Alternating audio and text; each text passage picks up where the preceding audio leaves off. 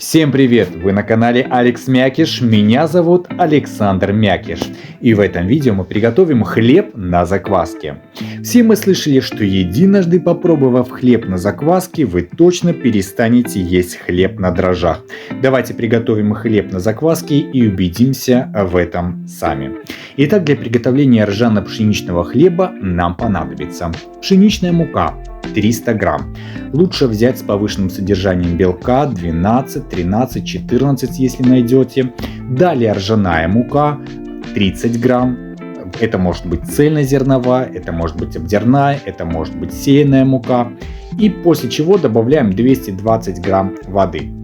Все хорошенько смешиваем до однородности и получения комка из теста. После чего оставим это тесто на процесс так называемый аутолиз на 40-60 минут, за время которого клейковина нашей муки набухнет и тесто станет эластичным. Вот сейчас посмотрите, насколько тесто наше стало уже тягучим и эластичным. Процесс аутолиза прошел.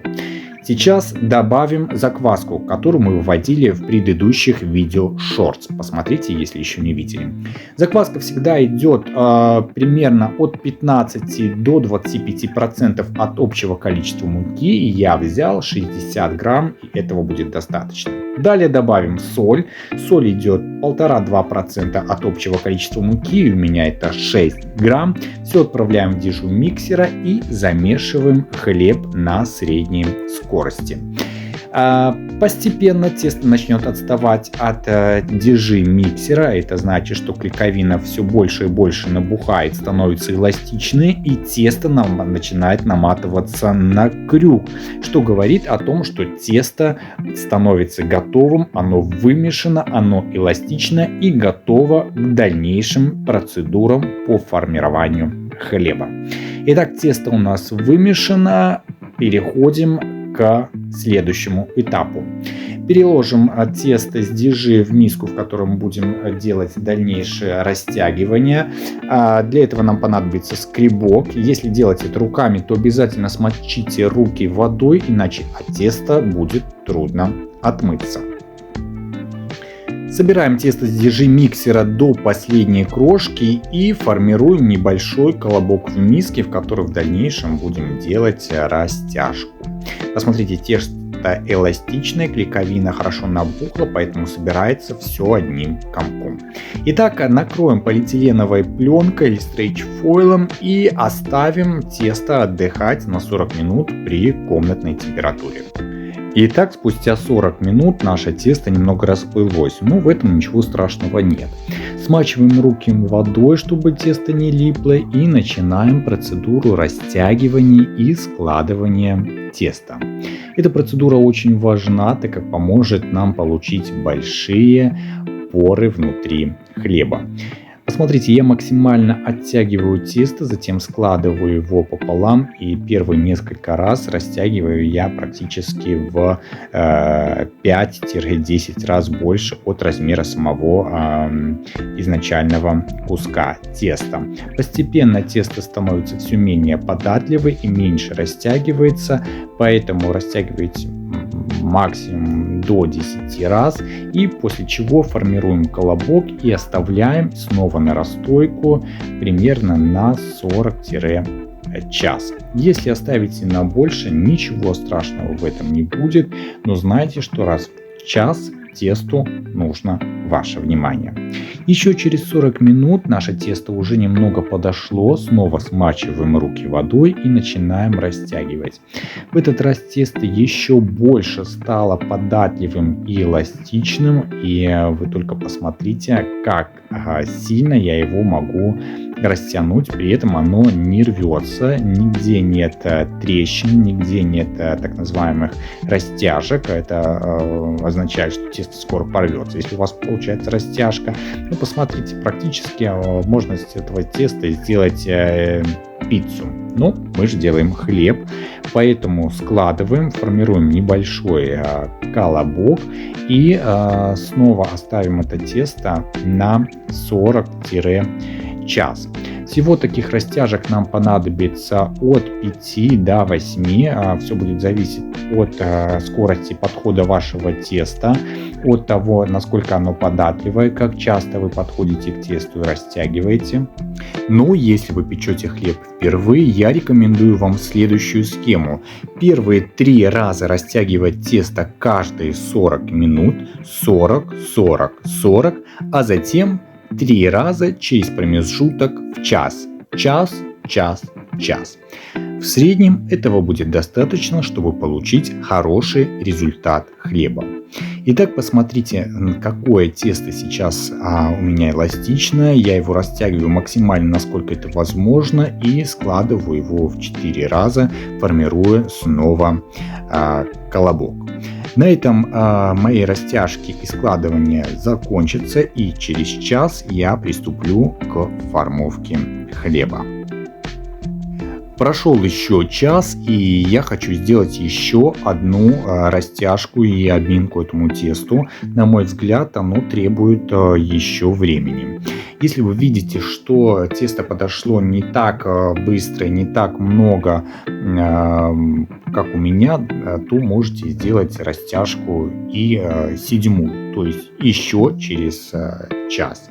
Также поступлю и я. Посмотрите, тесто уже пузырчатое, тесто уже не так хорошо тянется, как в первые несколько раз. Но тем не менее я могу его еще оттянуть, поэтому еще раз растяну и еще оставлю на час. После этого вернемся и продолжим работу. Подпыляем столешницу мукой. Ее не должно быть слишком много, лишь для того, чтобы тесто не прилипало к столешнице. И достаем наше тесто. После отлежки оно еще увеличилось. На этот раз этого будет достаточно. Чтобы сформировать буханку хлеба, необходимо снова растянуть, насколько это возможно. Повторюсь, не повредив тесто, ни в коем случае не порвав его. Растягиваем аккуратными, небольшими, но в то же время уверенными движениями в небольшой квадрат. Вы можете раскатывать в круг, ромб и так далее, но квадрат, на мой взгляд, наиболее приемлемая и удобная форма. Итак, закрываем первый угол к центру, стараемся прижимать только края углов, ни в коем случае не деформировав внутреннюю часть, то есть того теста, которое у нас уже хорошо поднялось и хорошо пузырчатое, хорошо загазованное от нашей закваски. Припыляю сверху и начинаю формировать круглый или овальный колобок теста. Подминаю края под низ вот таким вот образом. Рукой и лопаткой соединяя снизу, тем самым получается натяжение на поверхности теста. Это натяжение нам поможет сделать мякиш внутри пористый, так как вся закваска, вся газы, которые будут выходить из закваски, будут встречаться с корочкой теста и формировать большие поры внутри. Посмотрите, тесто очень податливое, и поэтому я еще его подминаю для того, чтобы еще больше сделать натяжение.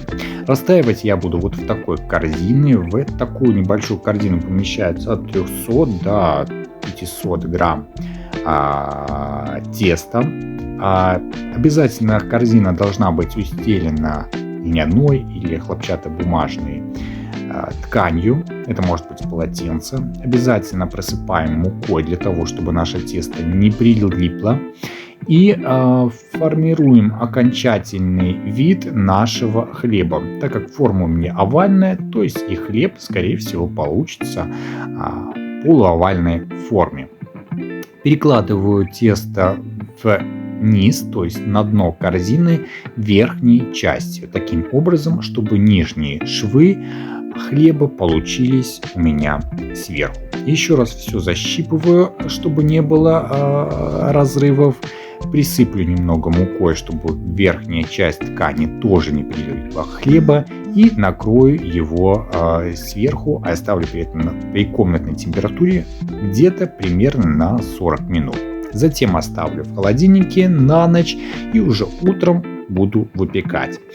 Посмотрите, прошло где-то 14 часов с того момента, как я сформировал наш хлеб. Он немного увеличился в объеме и готов к выпечке. Перекладываем на противень, устеленный силиконизированной бумагой. Вы можете взять пергамент обыкновенный, если у вас он хорошего качества. И обязательный момент – это разрез хлеба, для того, чтобы ему было куда расти и он не треснул во время выпечки. Отправляем в духовку, а на дно поставим емкость с водой, чтобы обеспечить хлеб достаточной влажностью. Выпекать будем на температуре 240 градусов 20 минут, после чего уменьшим температуру до 200 и выпечем еще 10 минут. Готовность можем проверить постукиванием. Если постукивание дает нам глухой звук, значит буханка хлеба готова. Даем полностью хлебу остыть. Это займет примерно 2,5-3, может быть 4 часа. И после этого уже можем начинать разрезать. Но не ранее того, иначе мякиш, слишком влажный, склеится или приклеится к вашему ножу. Посмотрите, какая корочка, какое донышко, хороший разрез и разрыв. Так называемый гребешок хорошо открылся. Корочка стала мягкая после остывания и хрустящая. Но теперь я предлагаю разрезать наш хлеб, чтобы посмотреть, какой же он внутри. Итак, и вы только посмотрите, какие поры, какой мякиш, какая высота хлебного изделия. Хлеб получился очень высокий, очень мягкий, очень пружинистый. Запах стоит неимоверный. Удержаться, чтобы не попробовать, просто невозможно. Ну что ж, на этом наша эпопея с хлебом на закваске окончена. Если у вас есть вопросы, пишите их в комментарии, постараюсь на них ответить, а дальше приготовим еще несколько видов хлеба. Всем спасибо за просмотр, увидимся в новых роликах. Пока-пока.